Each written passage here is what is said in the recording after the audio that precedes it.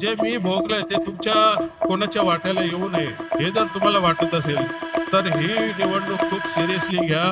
हे आपलं राजकीय भविष्य घडवण्यासाठीची निवडणूक आहे आणि आपण बेसावध राहिलो आणि असंच होऊ दिलं तर आपल्यासारखे करंटे आपणच असू. सन्माननीय राज साहेबांना वंदन करतो. सन्माननीय व्यासपीठ व आजच्या या मेळाव्यासाठी उपस्थित माझे सर्व सहकारी बंधू आणि भगिनींनो, सर्वप्रथम तुम्हा सर्वांना दिवाळीच्या आणि माझ्या लाडक्या बहिणींना भाऊबीजेच्या शुभेच्छा देतो. खरं तर हा मेळावा अगदी शॉर्ट नोटीसवर माननीय राजसाहेबांनी बोलवलेला आहे. आपल्याला माहिती आहे निवडणूक आयोगासमोर 2-2 मीटिंग झाल्या, तिथे काही गोष्टी घडल्या.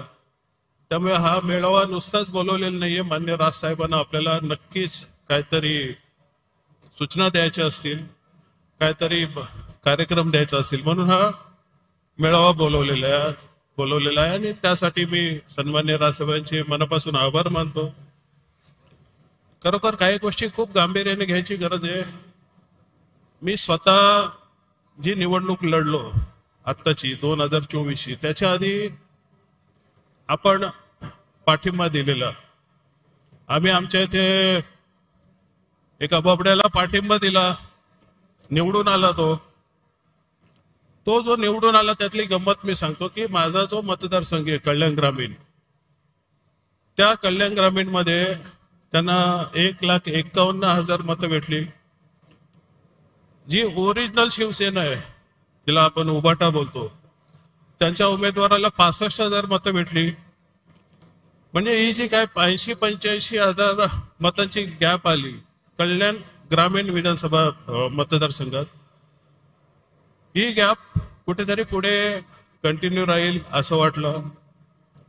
पुढे खरी गंमत झाली. जेव्हा नोव्हेंबरमध्ये आपली निवडणूक झाली त्यावेळेस मतदान जो बाहेर आला त्यावेळेस असं निदर्शनास आलं की जी ओरिजिनल शिवसेना आहे उभाटा, त्यांच्या उमेदवाराला साधारण 70,000 मतदान झालं, जो फक्त मागच्या लोकसभेच्या उमेदवारापेक्षा त्यांच्या 5,000 जास्त होता. मला 75,000 मतदान मिळालं आणि शिंदे सेनेच्या उमेदवाराला जो जिंकून आला त्यांना 1,41,000 मतं जास्त मिळाले. मी पण हैराण झालो की चला, मला 2019ला 95,000 मतं होती, अँटी इन्कम्बन्सी 20,000 मतं कमी आली असतील. परंतु जी वाढलेली मतदान होतं, लोकसभेला 2,31,000 मतदान झालं, विधानसभेला त्या मतदारसंघात 2,96,000 मतदान झाला. जो 60-65,000 मतदान होता तो वाढलेला पूर्णच्या पूर्ण मतदान त्या शिंदे गटाच्या उमेदवाराला मिळाला आणि तो निवडून आला. त्यामुळे ही भयंकर अशी बाब आहे, असं होऊच शकत नाही. आम्ही कामं केली, काही कमी जास्त केले असेल, परंतु एवढी चांगली संघटना असताना, एवढं सगळं चांगलं असताना हे झालं का, याचा जेव्हा अभ्यास करायला घेतला, खरं तर या टेक्निकल गोष्टींमध्ये आम्ही जास्त जायचो नाही, परंतु पराभव का झाला याची एक मीमांसा व्हायला पाहिजे. तर आम्ही सुरुवात केली दिवा गावापासून. दिवा शहर इथून माझी पहिली यादी सुरू होती. तर आम्ही याद्या चेक करायला घेतल्या तर त्या यादीत 4-4, 5-5 नावं दिसायला लागली आम्हाला. एका यादीत 5 नावं आहेत जी वेगवेगळ्या यादीमध्ये 12 मध्ये, 15 मध्ये, 17 मध्ये. आणि आता तर आम्हाला एक अशी भयानक गोष्ट समजली की जवळजवळ 1400 मतदार, मी आता ज्या प्रभागात राहतो केडीएमसीच्या, त्या 30 नंबर प्रभागामध्ये 1400 एंट्री मला दिवा गावातल्या अशा मिळाल्या त्या ज्या दुबार झाल्यात. आणि त्यातल्या जवळजवळ 600 ते 700 मतदार मी ज्या गावात राहतो, ज्याचा यादी क्रमांक आहे 352, 53, 54, याच्यामध्ये जवळजवळ 600 ते 700 नावं जास्त भरलेली आहेत. मी मागच्या वेळेसही बोललो की आमच्या इथे मला जो मतदान झालं, वाढलेलं मतदान मला 0 मिळालं. त्यामुळे या गोष्टींवर आपल्याला लक्ष ठेवणं खूप गरजेचं आहे. मी काही सॅम्पल पण आणलेले आहेत इथे दाखवायला की अशा प्रकारे 5-5 नावं आलेली आहेत आणि त्याचा सखोल अभ्यास केल्यावर खूप भयानक असं दिसतं. हे बघा, ही 5 नावं, या त्यांच्या याद्या, असं हे गठ्ठा आणलेलं आहे. अजून त्याच्यावर काम चालू आहे. सांगायचं तात्पर्य एवढंच आहे की आपण बारीक लक्ष ठेवलं तर ही सर्व नावं निघू शकतात. ही सर्व नावं निघाली तर आपले जे ओरिजिनल मतदार आहेत ते मतदानाला येतील. त्यांच्यामुळे आपल्या उमेदवाराला चांगली प्रकारे मतदान होऊन आपला उमेदवार निश्चित निवडून येईल. परंतु हे करण्यासाठी आपल्याला खूप कमी वेळ आहे आणि त्या कमी वेळात आपल्याला सर्व याद्या फिल्टर करून घ्यायला लागतील. खूप मेहनत घ्यावी लागेल.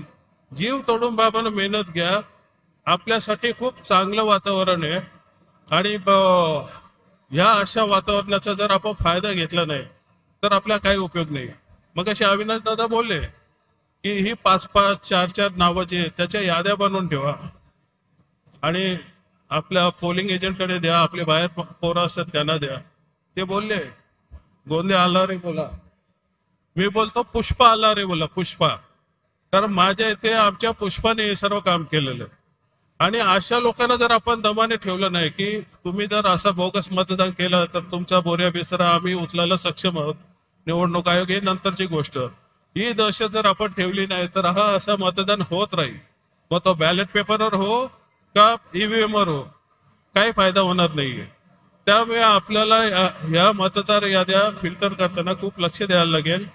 आपण ह्या लोकांनी काय केलं, मला एक गोष्ट जाणवली ती शेवटचं सांगतो की ह्या याद्या भरताना त्यांनी आपले हक्काचे मतदार काढले बाहेर, त्यांचे बोगस मतदार भरले.